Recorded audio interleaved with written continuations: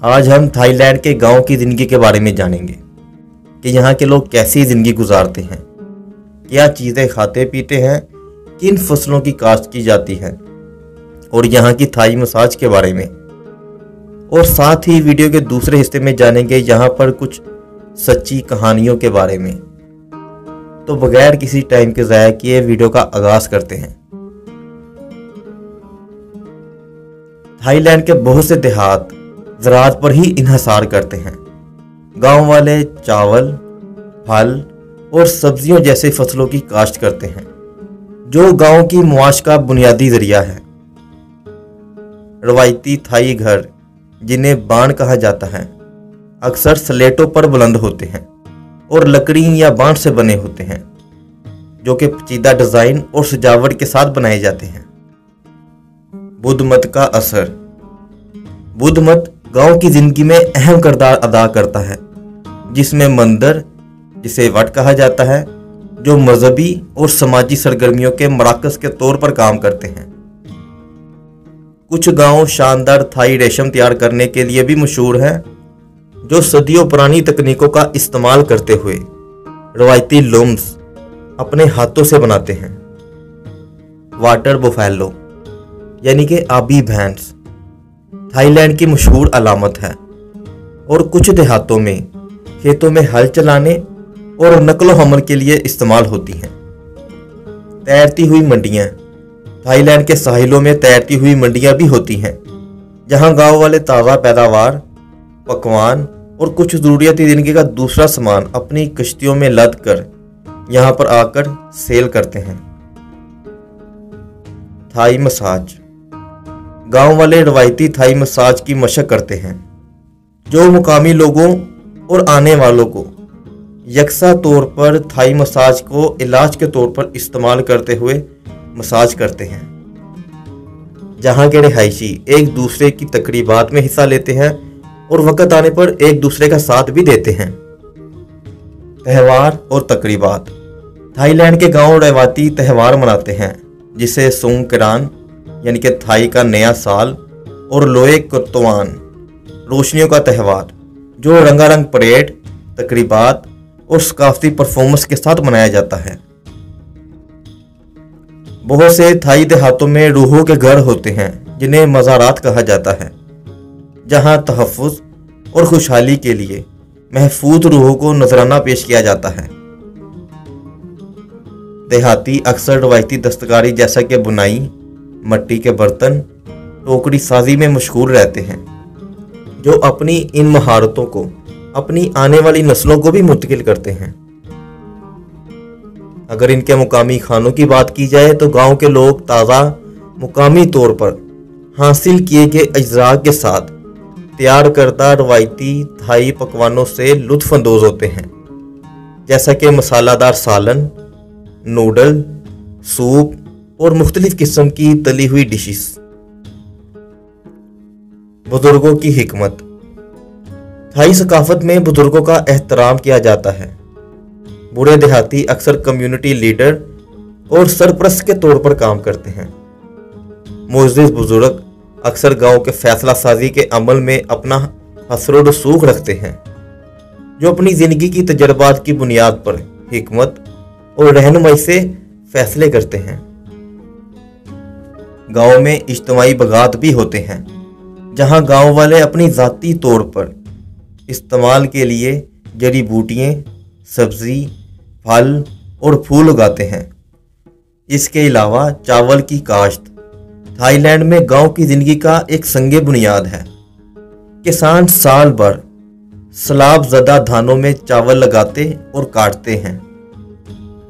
अगर इनकी रवायती मौसीकी की बात करें तो गांव वाले रवायती थाई मौसीकी और रक्स को अपने सकाफती विरसे को मनाने के लिए मुकामी तकरीबात और त्यौहारों पर परफॉर्मेंस करते हैं।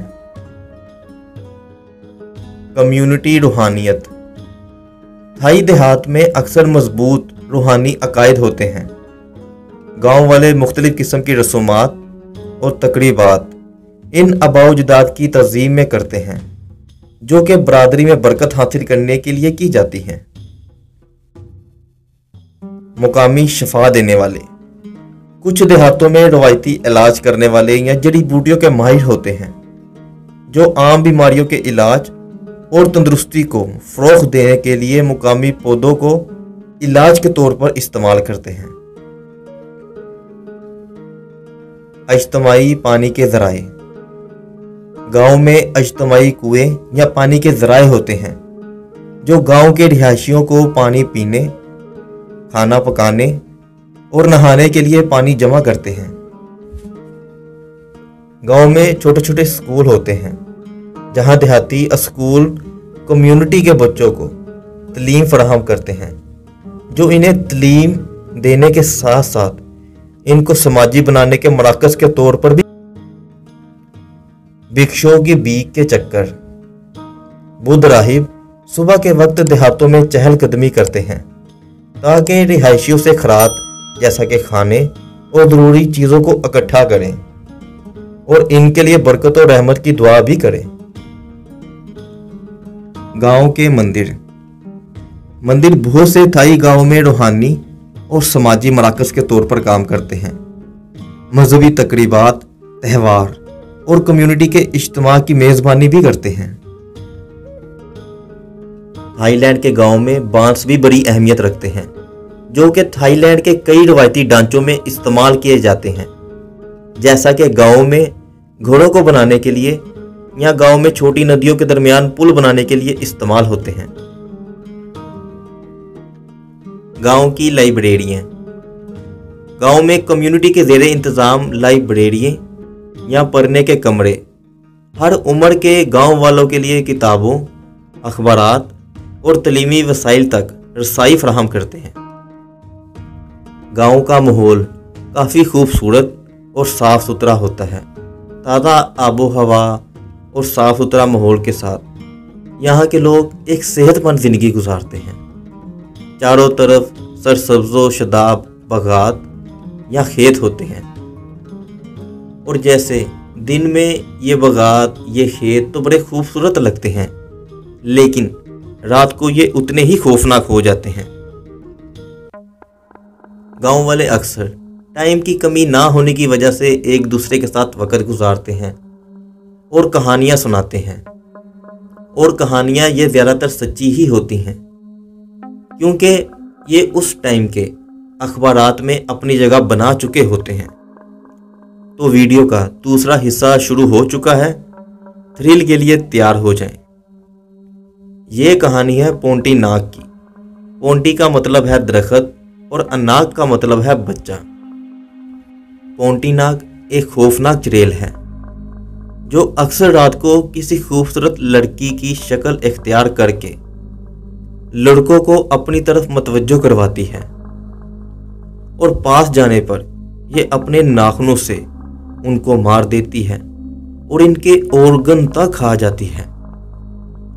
ये बात तब ज़्यादा मशहूर हुई जब एक स्कूल के 35 से ज़्यादा बच्चों ने पोंटी नाग को देखने की रिपोर्ट स्कूल के अंदर के महकमे को दी और ये न्यूज़ वहाँ के न्यूज़ चैनल में भी चली थी। बच्चों के मुताबिक इन्होंने एक औरत को देखा और इसके पीछे कोई खौफनाक चुड़ैल भी चल रही थी। लोगों के कहने के मुताबिक पोंटी नाग दरख्तों में रहती है और अगर ये किसी दरख्त में रहती हो और कोई ये दरख्त काट दे तो पोंटी नाग और भी ज़्यादा खौफनाक हो जाती है। पोंटी नाग को थाईलैंड के अलावा इंडोनेशिया के साथ और भी दूसरे मुल्कों में देखे जाने के केसेस आए दिन सामने आते रहते हैं और इस पोंटी नाग पर बहुत सी मूवीज़ भी बनी हैं। वैसे क्या आपने कभी चुड़ैल या खौफनाक चीज़ को देखा है? कमेंट सेक्शन में ज़रूर बताइएगा। तो ये तो थी थाईलैंड के गांव की ज़िंदगी, लेकिन अगर आप जापान की गांव की ज़िंदगी देखना चाहते हैं तो उसके लिए यहाँ क्लिक करें, और अगर आप ऑस्ट्रेलिया के गांव की ज़िंदगी देखना चाहते हैं तो उसके लिए यहाँ क्लिक करें। और ये रही विलेज लाइफस्टाइल की प्लेलिस्ट।